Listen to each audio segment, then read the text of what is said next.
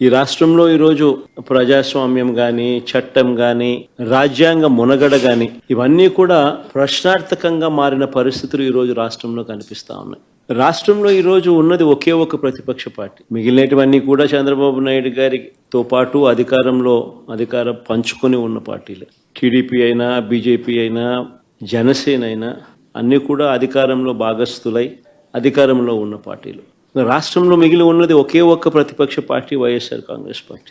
ఈరోజు ప్రజలకు ఏ కష్టం వచ్చినా కూడా పలుకుతా ఉన్న పార్టీ కూడా ఒక వైఎస్ఆర్ కాంగ్రెస్ పార్టీ.